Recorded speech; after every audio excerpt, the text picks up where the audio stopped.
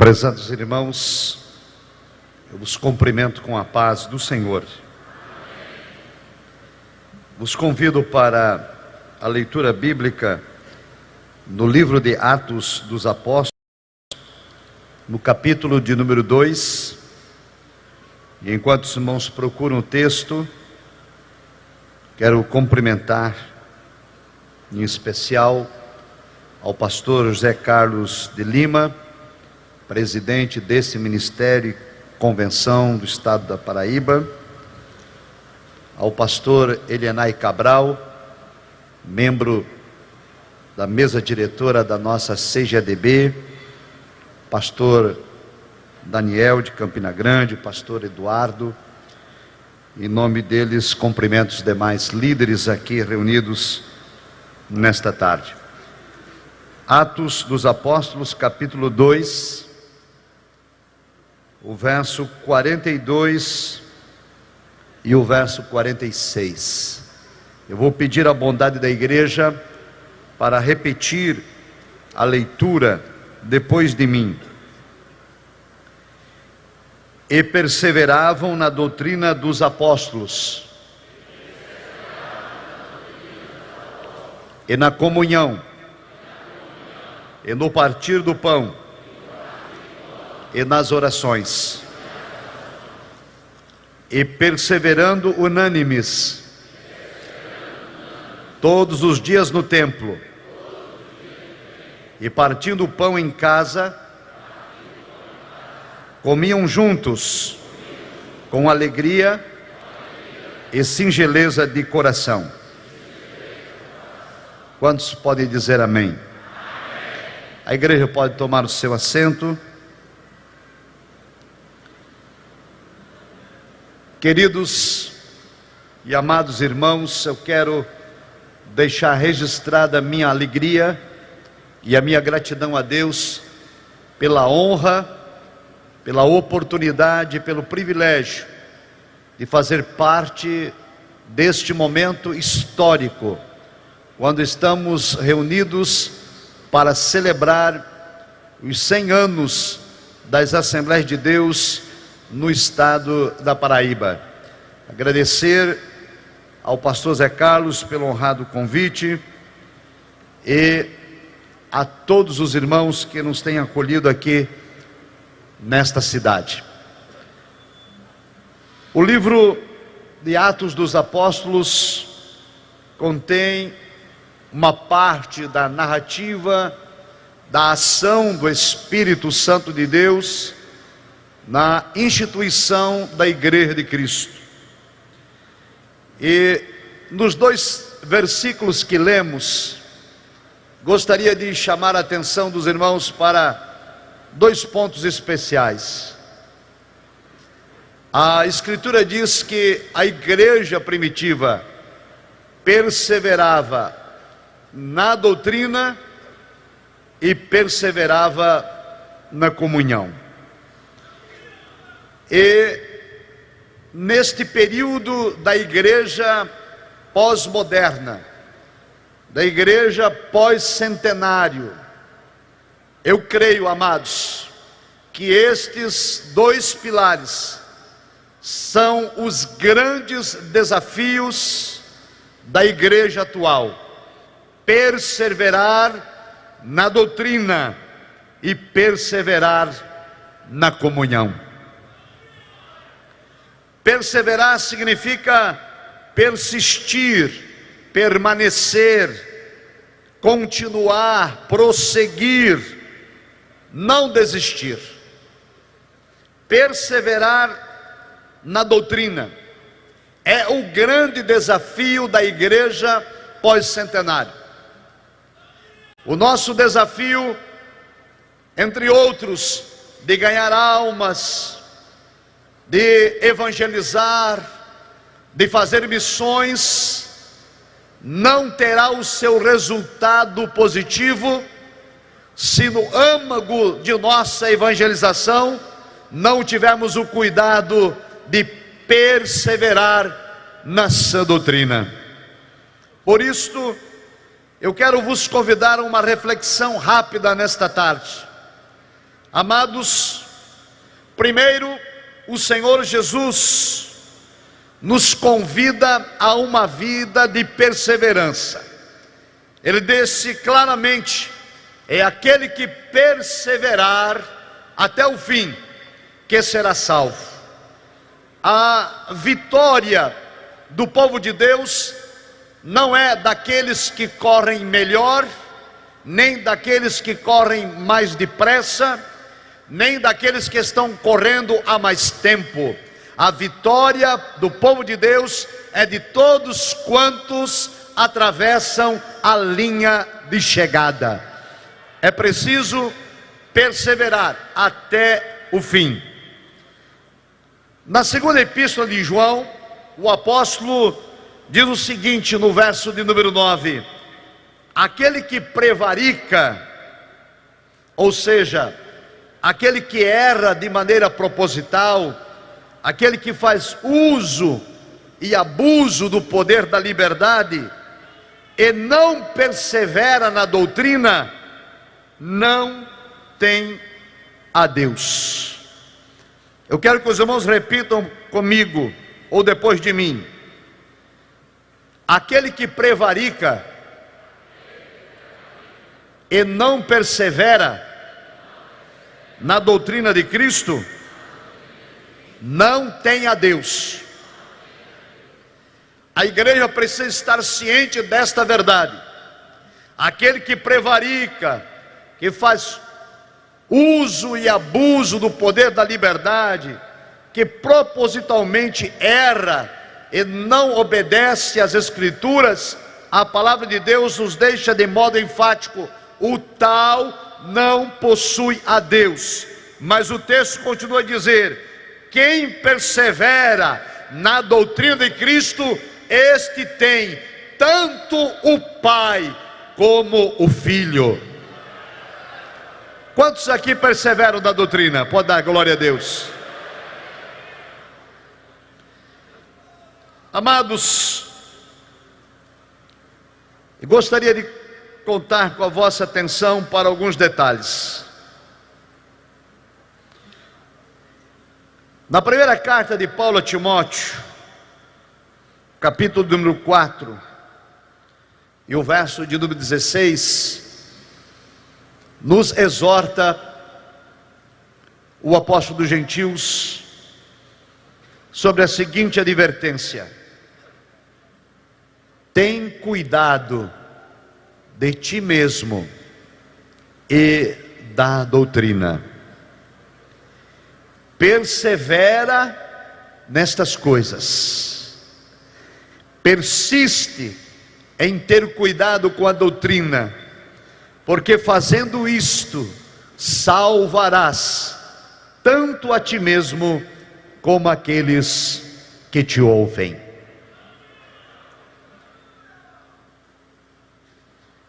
Mais adiante, na segunda carta, Timóteo recebe de Paulo a instrução, no capítulo 2 e o verso de número 15: procura apresentar-te a Deus aprovado, como obreiro que não se envergonha, ou que não tem de que se envergonhar, mas que maneja bem a palavra da verdade.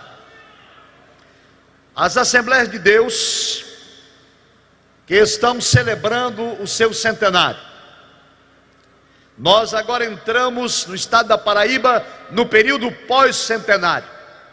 Herdamos um legado de nossos pioneiros, de nossos antecessores, que nos transmitiram a sã doutrina, que nos transmitiram a palavra de Deus.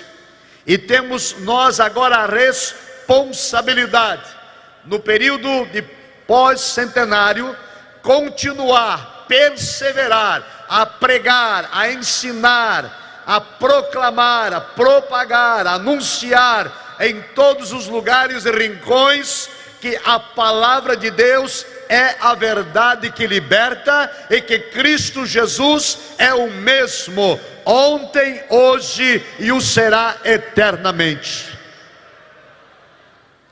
Mas o texto bíblico diz: procura apresentar-se a Deus aprovado. De que maneira? Como posso me apresentar aprovado? Ao falar línguas estranhas, ao profetizar, ao ter boa oratória e boa dicção, o saber me pronunciar diante de multidão. O texto que lemos diz: procura apresentar-te a Deus aprovado, como aquele que não tem do que se envergonhar, aquele que tem o caráter cristão, aquele que tem a vida no altar de Deus, aquele que tem a vida santificada, que tem conduta ilibada, que vive de acordo com a ética bíblica e a moral revelada, que pode andar de cabeça erguida por onde quer que pisar a planta de seu pé, não tem do que se envergonhar, vida de integridade, vida ilibada, que glorifica e exalta o nome do Senhor Jesus Cristo. Amados, nós somos uma igreja pentecostal.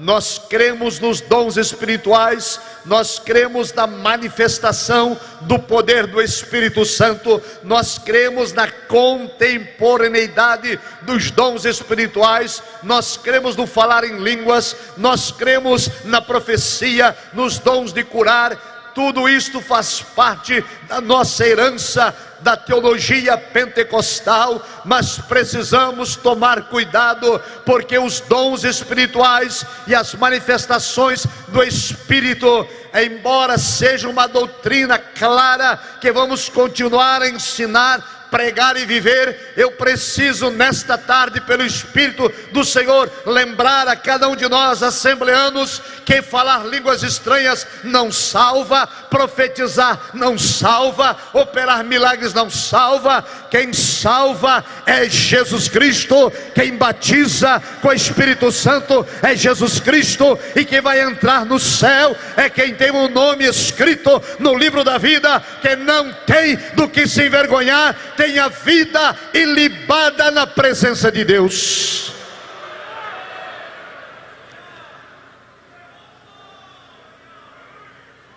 É preciso conservar a sã doutrina, preservar a sã doutrina, viver a sã doutrina. Vamos continuar dando liberdade ao Espírito Santo, não vamos extinguir o Espírito, nem desprezar as profecias, mas vamos recordar, amados irmãos, que o cristão salvo precisa dar bom testemunho de sua vida transformada pelo Evangelho. Em alguns de nossos cultos, Brasil afora,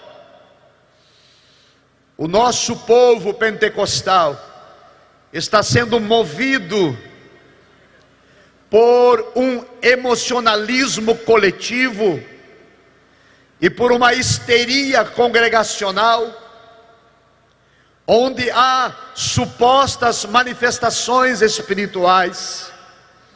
As pessoas pulam, gritam, viram cambalhotas, fazem aviãozinhos, manifestam-se de todas as maneiras.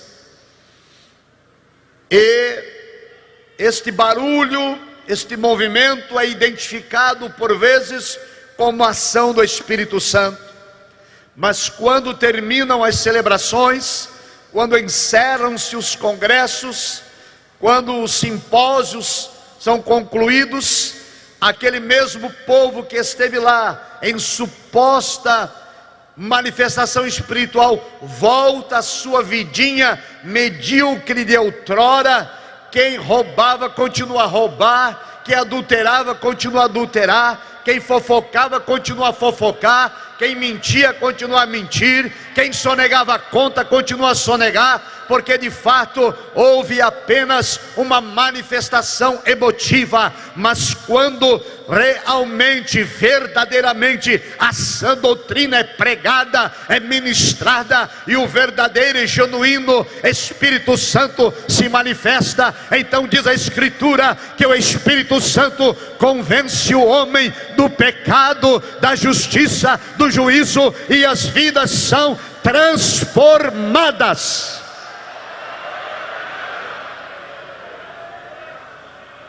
Por isso Paulo diz a Timóteo: procura apresentar-te aprovado, que não tem do que se envergonhar, mas que maneja bem a palavra da verdade. A sã doutrina, queridos, vivemos tempos difíceis. Eu quero aqui agradecer a Deus, à igreja no estado da Paraíba, a todos os assembleanos pelo Brasil, que oraram em meu favor, quando recebi a incumbência da mesa diretora da CGDB, de participar da audiência pública no Supremo Tribunal Federal, acerca do aborto. Durante 20 minutos, no plenário da Corte Suprema de nosso país, fizemos uso da palavra para dizer aos magistrados de que a igreja, a Assembleia de Deus, não relativizou a doutrina do Evangelho, para dizer que as Assembleias de Deus primam pelo cumprimento estrito da palavra de Deus, que o 6º mandamento do decálogo bíblico diz: não cometerás assassinato, e que portanto a Assembleia de Deus é a favor da vida. Somos contrários à prática do aborto, somos contrários à desobediência da lei divina, e a Bíblia diz: não matarás. E não matar inclui não matar a vida do outro, inclui não tirar a própria vida, e inclui não tirar a vida de quem ainda está no ventre da mãe para nascer. Que as Assembleias de Deus no Brasil não vão aderir às novas ideologias, nem os novos modismos, que não importa se seremos considerados ultrapassados ou fundamentalistas, mas temos um compromisso com a sã doutrina da palavra de Deus, que é autoridade para a vida do cristão. Aleluia. Pretendem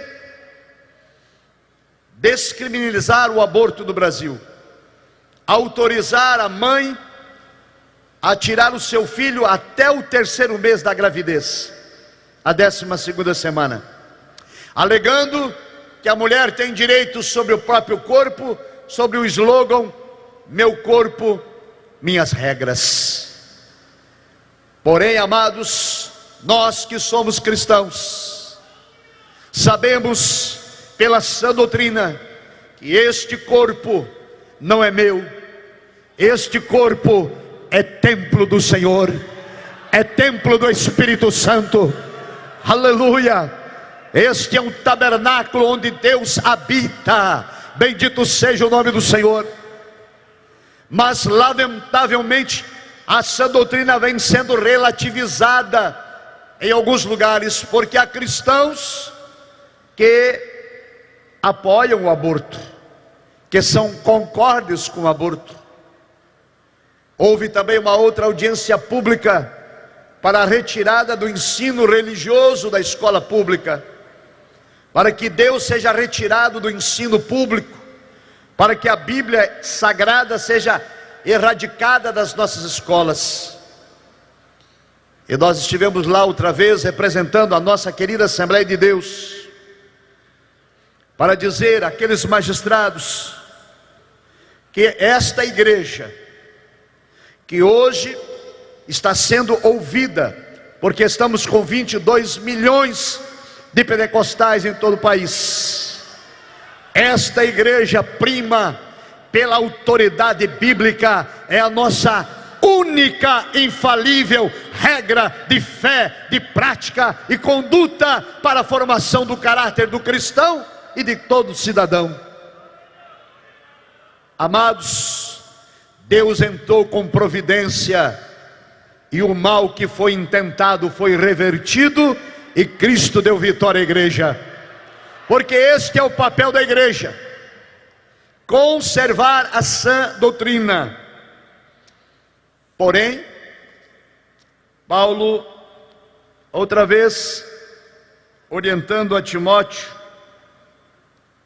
ele diz o seguinte, na primeira epístola, capítulo 4, o Espírito diz expressamente que alguns apostatarão da fé nos últimos tempos, dando ouvidos a espíritos enganadores e a doutrina de demônios. Também o apóstolo Paulo lembra Timóteo na segunda carta, no capítulo 3: nos últimos dias sobrevirão tempos trabalhosos, haverá homens amantes de si mesmo, avarentos, presunçosos, soberbos, blasfemos, desobedientes. Tu, porém, tens seguido a minha doutrina, permanece naquilo que aprendeste e de que foste inteirado, sabendo de quem o tens aprendido. E do capítulo 4, pregues a palavra a tempo e fora de tempo, redarguas, repreendas, exortes com toda a longanimidade e doutrina. A doutrina precisa ocupar espaço nos púlpitos de nossas igrejas. A doutrina precisa ocupar espaço nos cultos de adoração.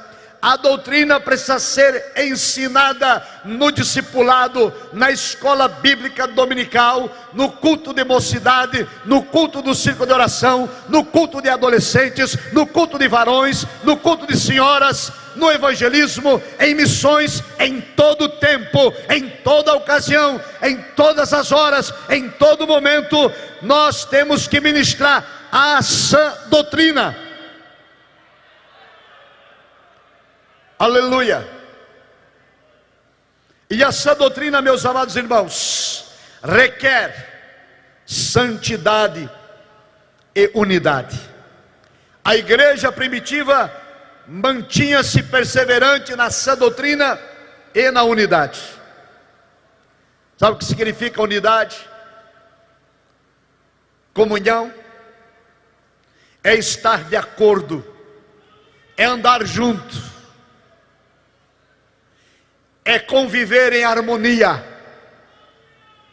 A doutrina bíblica, revelada na palavra de Deus, nos ensina o arrependimento, a confissão de pecados, o abandono do erro e uma vida nova.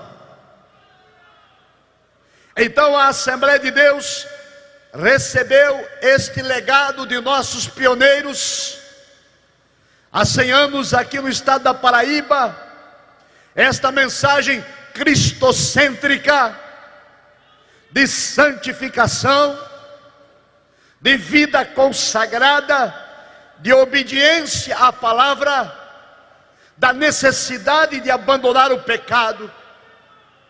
Então, amados, a mentira, a hipocrisia, a vaidade, a soberba, o adultério, a corrupção, a promiscuidade, a falsidade e o engano não podem ter ocasião e nem oportunidade no meio da Assembleia de Deus, que foi fundada sob a égide da autoridade da palavra do nosso Senhor.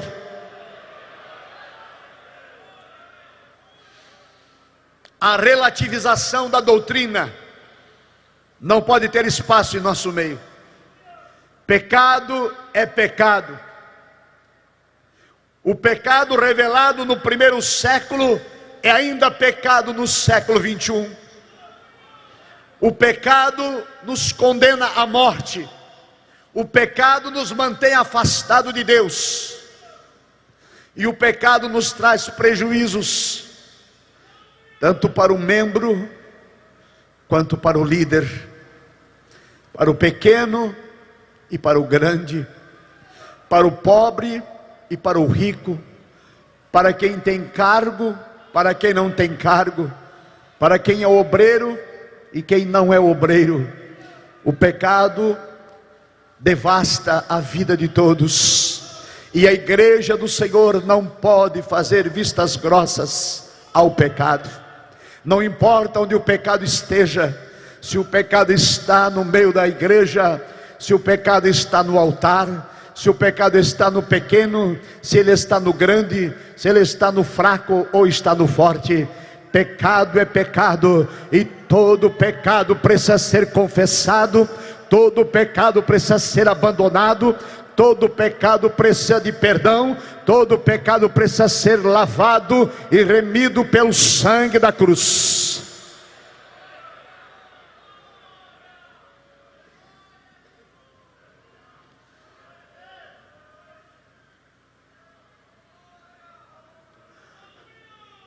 A unidade e a comunhão da igreja primitiva estava intrinsecamente relacionada com a doutrina. Andamos juntos, congregamos juntos, vamos à igreja juntos, participamos da ceia do Senhor juntos, porque nós concordamos que Jesus Cristo salva, que Jesus Cristo cura, que Jesus Cristo batiza com o Espírito Santo, que Jesus Cristo breve voltará. Concordamos com a vida de santidade. A doutrina anda junto com a comunhão, mas quando eu começo a discordar, eu não concordo com isto, eu não concordo com aquilo, eu acho que isto não deveria ser observado, eu acho que aquele outro poderia ser amenizado, que esta outra situação deve ser contextualizada.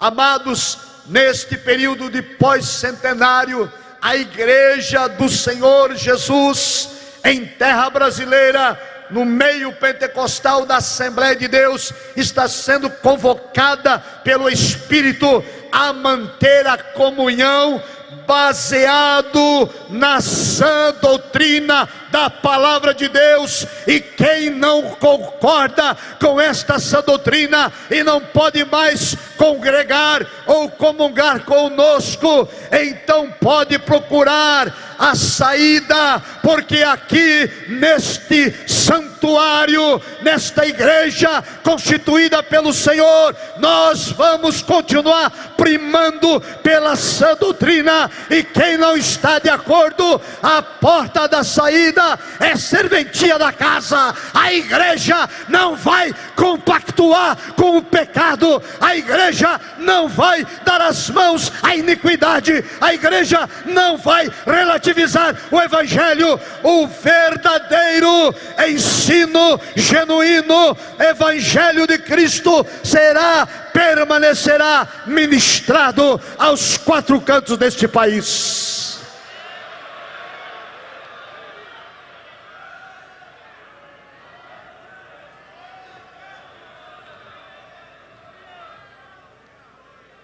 Esta é a palavra que eu trago aos irmãos nesta tarde. Eu sei que esta igreja tem um líder que preza pela sã doutrina. Eu sei que os pioneiros prezaram pela sã doutrina. Mas esta palavra é para a nova geração. É para nós que aqui estamos e que vamos prosseguir até Cristo Jesus voltar. Ninguém está autorizado a retirar um tio que seja da revelação bíblica. A porta é estreita e vai permanecer estreita. O caminho é apertado e vai permanecer apertado, porque a porta larga e o caminho espaçoso conduz à perdição, mas a porta estreita e o caminho apertado conduz à vida. Pastores, líderes, irmãos e irmãs, o Espírito de Deus nos convida a perseverar na sã doutrina, a perseverar, a ensinar a verdade. Doa a quem doer, fique magoado quem quiser, chateie-se quem é sensível, mas a palavra de Deus continuará. Nós vamos perseverar a ensinar a verdade que liberta, a verdade que transforma, a verdade que muda o caráter das pessoas, a verdade que transforma a criatura numa nova criatura.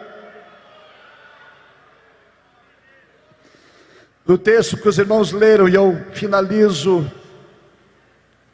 em Hebreus, no capítulo de número 13, o texto diz: lembrai-vos dos vossos pastores, que vos falaram a palavra de Deus, a fé dos quais imitai, atentando para a sua maneira de viver. Imitar os líderes, os pioneiros. Imitar, não querer o lugar, nem tomar o lugar. Imitar, seguir os passos, observar a conduta, andar de acordo com as Escrituras. E o texto continua, versículo 8: porque Jesus Cristo é o mesmo, Ele é o mesmo ontem, Ele é o mesmo hoje, e o será eternamente. E o verso 9, que quero me deter para concluir: lembrai-vos dos pioneiros, que vos falaram a palavra, imitai a fé deles, atentem para o seu comportamento. E o verso 9: e não vos deixai levar em redor por doutrinas várias e estranhas. Repito depois de mim: não vos deixeis levar em redor por doutrinas várias e estranhas. Persevere na doutrina, persevere na unidade. Não vamos deixar levar, irmãos, por doutrinas estranhas e por ventos contrários que vêm querendo adentrar no arraial das Assembleias de Deus. Nós somos um povo pentecostal e a nossa doutrina está balizada na palavra de Deus. Os modismos que vêm surgindo, que vêm adentrando em alguns lugares pela falta da vigilância, e porque alguns não estão a observar o legado que herdamos de nossos pioneiros, tem trazido prejuízo à igreja. A igreja, a Assembleia de Deus, fundamenta-se na sã doutrina. Nós não precisamos de modismos, nós não precisamos de água orada sobre rádio, sobre televisão, sobre púlpito. Nós não precisamos de mesa onde se coloquem chaves ou fotos ou roupas de pessoas para receber oração. nós não precisamos de nenhum tipo de talismã. A Assembleia de Deus tem a sua fé alicerçada na autoridade e no poder do nome santo do Senhor Jesus Cristo. Nós não precisamos de sal grosso, nós não precisamos de nenhum tipo de modismo, nós não precisamos da teologia da prosperidade, nós não precisamos de materialização de nossa fé, porque a nossa fé está alicerçada no Senhor da igreja. Preservar a sã doutrina, não se render, não se inclinar, não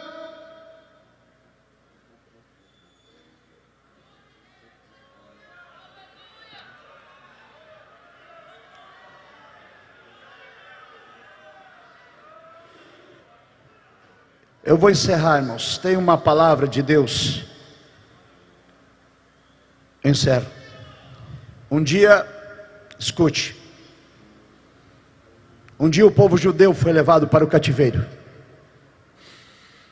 E lá foram escravizados e humilhados na Babilônia. Um dia, o imperador Nabucodonosor, a Campina de Durã, erigiu uma estátua de ouro e deu ordem: quando os instrumentos musicais tocarem, todos devem prostrar-se ante a minha imagem. E lá estava o povo judeu, conhecedor da doutrina bíblica do Pentateuco, conhecedor do decálogo divino, onde o segundo mandamento diz: não farás para ti imagem de escultura, não se inclinarás, não se curvarás, não adorarás, não prestarás culto, porque eu sou o Senhor teu Deus. Esta é a ordem do Senhor para nós, irmãos: não ceder, não se inclinar, não abrir mão, não relativizar, não negociar. Mas a ordem do rei era esta: quem não se encurvar vai morrer, vai para a fornalha de fogo ardente. Então os instrumentos musicais tocaram, e o povo se prostrou, e os judeus também se prostraram. Eles sabiam que não agradava a Deus, que desobedeciam o mandamento do decálogo, mas se prostraram. Se prostraram para conservar a vida, se prostraram para manterem-se vivos, relativizaram. Há muitos cristãos nesse período pós-moderno que são como aqueles judeus.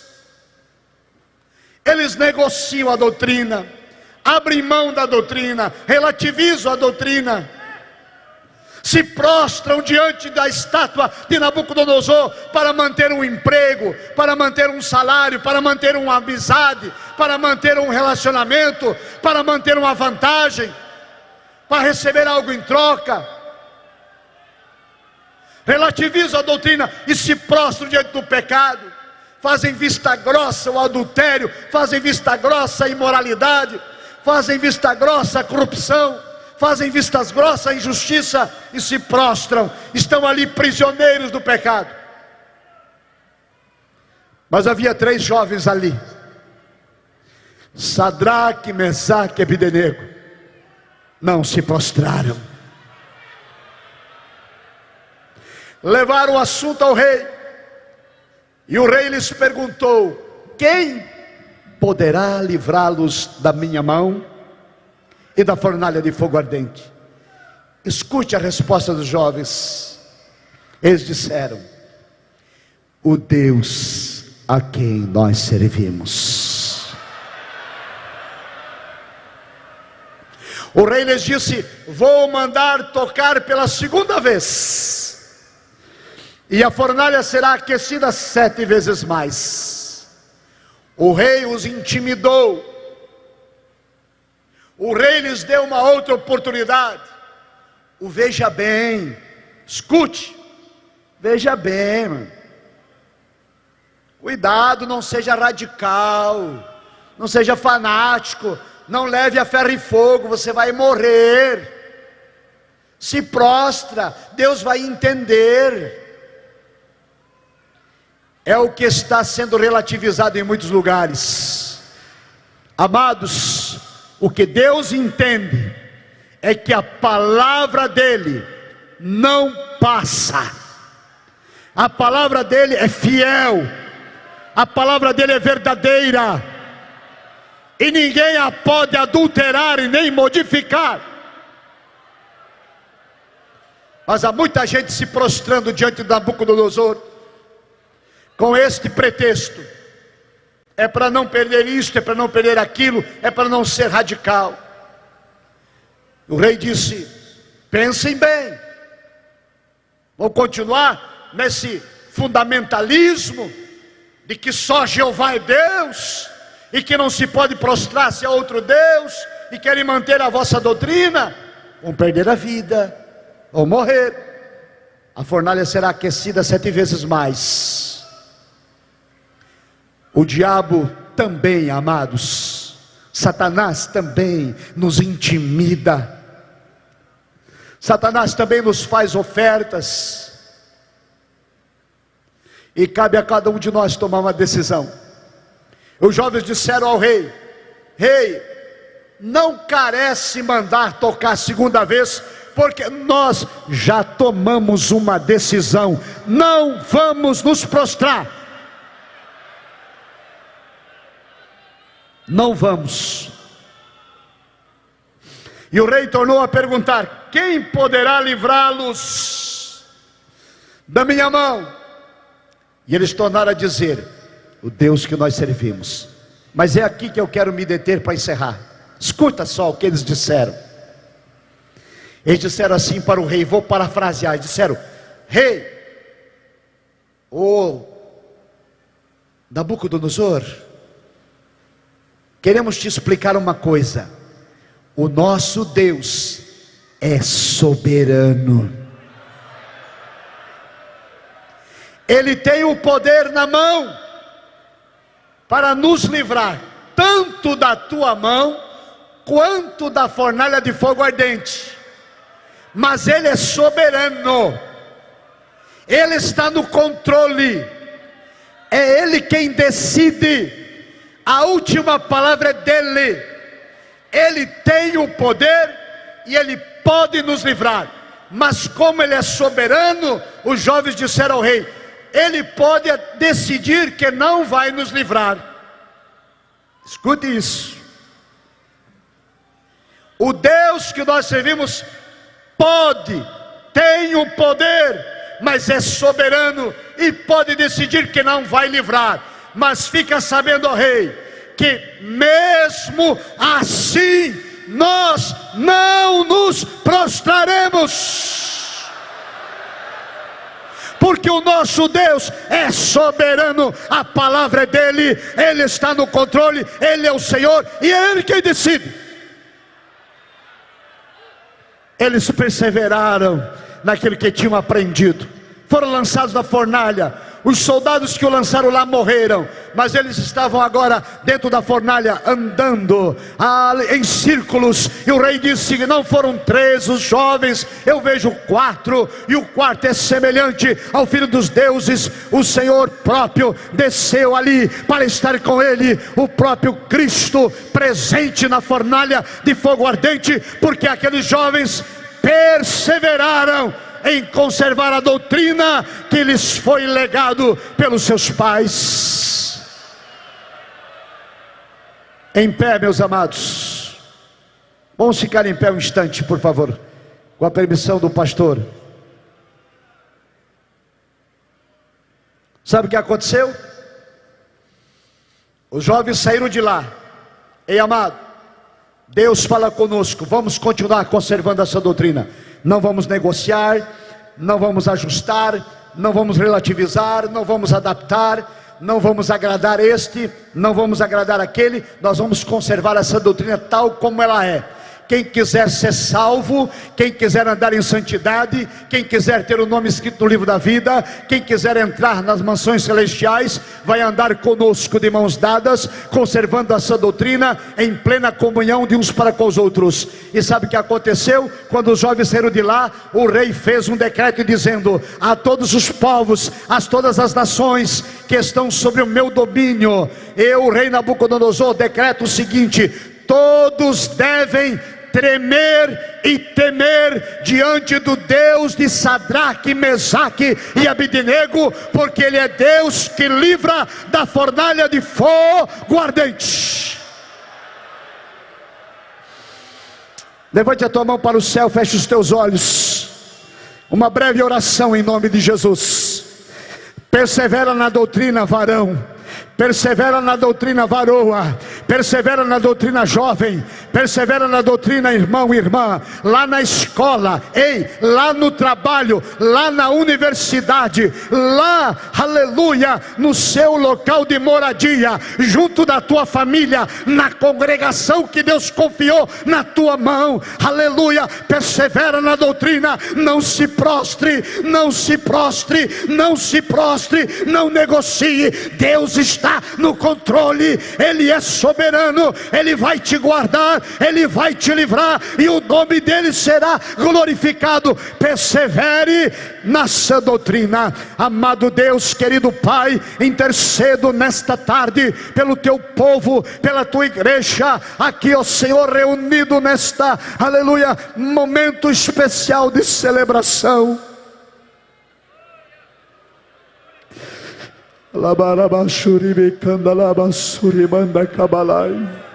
Aqueles que estão sofrendo pressão de toda sorte, pressão do inferno, pressão das potestades, pressão, ó Pai, do secularismo, pressão da cultura pós-moderna, pressão das ideologias diversas. Deus os guarda e sustente agora, nesta tarde, para que perseverem, em nome de Jesus, para que perseverem, e o teu nome venha a ser glorificado.